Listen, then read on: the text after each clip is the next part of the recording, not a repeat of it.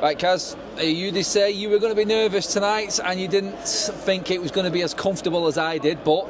No, I was scared tonight, and to be honest, the way we started and then conceding a goal, which everyone said we were going to concede, didn't they? I think I had every right to be scared. And I could feel inside Old Trafford, like, the atmosphere was like everyone was the same. It was really tense, I felt, until, well, getting way into the game now, but when he made the substitutions, that changed everything. I mean, when you look at Ruben there, the crowd was shouting out, why not making the changes? Rasmus Højlund, Alejandro Garnacho, their first half, I think, was proof to a lot of Manchester United fans that we need to make big changes in the summer, but luckily for us, we had enough on the bench. Yeah, we did, but Garnacho, I don't know, it's like that one-on-one that he had. It's unforgivable for me that he's not hitting the target with that. I think he tried to dink it, didn't he? Bruno was going mental at him after that, and I think Maguire as well. It's just so disappointing, like, just these players, like, they work so hard, like Garnacho has been better lately, but they just can't finish, can they? Like, him and Højlund really, really struggling for me at the minute. So happy with the substitutions that were made. At first, I was a little bit like, why are you bringing Mazraoui off? Because he was excellent, I thought, and I know you usually prefer him in a back three, but I thought he played really, really well in that position. I can only assume that it's maybe he just can't do the 90 minutes and he's just protecting him, so I was a bit like, I don't know about these substitutions, but then it just worked out absolutely perfectly, so credit to Ruben Amorim on that. I just thought Ahmad, his very first touch, it was so positive, and it was like they shit themselves, let's be honest, but it also gave us a massive lift. And it was like, right, this is game on. And I just think Ahmad was like the catalyst for everything then. It was brilliant. I thought Mount getting his 2 goals, that's such a boost for him. And I think you alluded to it as well, like, fair play to Ruben, because we've been a bit frustrated, like, why is Mount not starting? Why is he not playing for longer? But maybe this is like the easing in that he needed. I just hope so much now that he stays fit. Lindelof and Maguire at the back tonight. Any chance them two feature again alongside each other in the final in Bilbao? There's always a chance, isn't there? I mean, we didn't expect it tonight fully, but yeah, maybe. I thought Maguire, it was kind of like he'd grown in confidence, and then I don't think it paid off for him. I think he tried 1 or 2 wonder balls. It's like stay in your lane, Harry. Lindelof, he was all right, but he was kind of like did something good, did something bad. I don't know how everyone else saw it, but when he had the ball, it was just a bit frightening for me.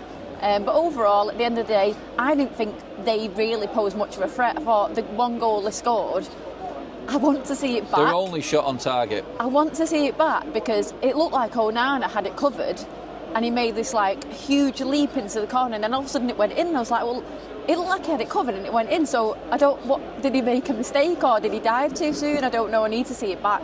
But yeah, I don't think really they carry too much threat. No, Spurs in the final, confident or worried? I'm actually worried because even though it's Spurs and it's like, it's only Spurs and they're just as crap as us, I just feel like United cannot beat anyone in the Premier League. Like, when was our last win in the Premier League? I don't even know. I'd have much rather got a European team in the final, but let's see. We've played there before, haven't we, in the stadium, so we've got that bit of an advantage, and we've got players that have come back now. Hopefully Ahmad will start in that final, and that'll be a massive boost for us as well. So come on, let's do it in the final. Well, you need Ahmad to be playing in that final, don't you? He's a guaranteed starter, isn't he, now, after watching that there tonight. Direct. Old guard again, though, you've not touched on it. Bruno Fernandes, Casemiro, same combination again in the second leg, saving Manchester United. Casemiro worth £500,000 a week going into next season? Who's worth £500,000 a week? But if it is that much, I mean, that's crazy. But do you know what? He's turned it around, hasn't he? And fair play to Ruben again, because he's getting the best out of him. He's fantastic with his head as well, isn't he? I don't know. I thought Casemiro in the first half, like a few other players, was a little bit hit and miss. Even Bruno, for me, wasn't his normal self tonight. I thought when Mount come on, I mistaken him for Bruno a few times with some of his flicks and his movement. Casemiro, brilliant, happy to see him get another goal. Do you know what? I kept losing track of the scoreline as well, so it was 4-1 in the end, wasn't it? 4-1, that's 19 goals, averaging over 3 goals a game in the knockout stages now in the Europa League. Yeah. Surely you've got to have a little bit of confidence going into a final on that form. Yeah, and I think that's a little message out to Spurs as well. Did they finish with, was it 1-0 to them tonight? So I think that sends a message in itself. So yeah, let's see what happens.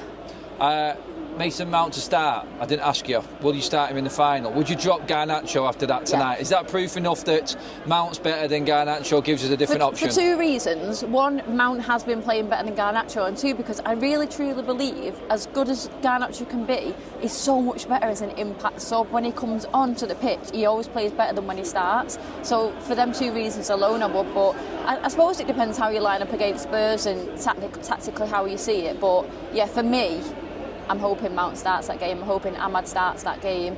I'm hoping we've got our strongest back three, because Dillit hopefully might be back, see if he can get some game time. So yeah, let's see.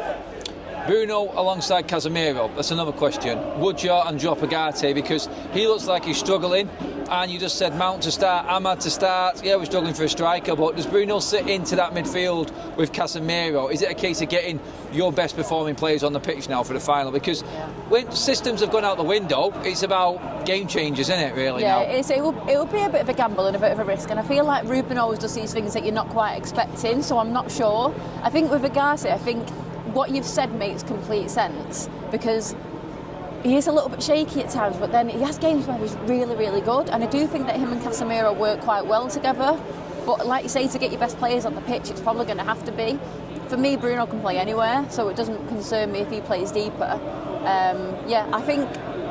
I think it will be. I think it will be Bruno and Casemiro, but like I say, I wouldn't be completely surprised with Ruben what he does. I mean, is there a shout at all for Kobe Mainoo to play further up as well? Well, he came on and looked sharp. Mas came on, looked sharp. I think everything works out well for Ruben in the end tonight after a really nervous start. But does it show you that United have actually got a little bit of squad depth and quality in depth? It feels like we're getting squad depth back again as well. And you know, with fair play, even Højlund, as bad as he is, he got on the score sheet, didn't he? So, yeah, I don't know. We'll see what happens. It's a shame that we haven't got anyone else for that option up front. And I'm not sure, actually, with Højlund, did he score that last one? Did he know about it? It looked like it just hit him, didn't it? Because I thought it looked like he flicked it, but I haven't seen it back, so I'm not completely sure about that one. Yeah, I mean, looking at that now, though, is it quite clear? I think everyone was saying the same thing. Did it show tonight exactly where Manchester United need to spend money in the transfer window this summer? Yeah, 100%, but I think we all knew it, didn't we? And I'm still saying it, goalkeeper is up there. 9, 10, goalkeeper. Please get rid of Onana. I can't stand another season watching him. OK, one more question before we finish up. Another one? Who did get man of the match tonight?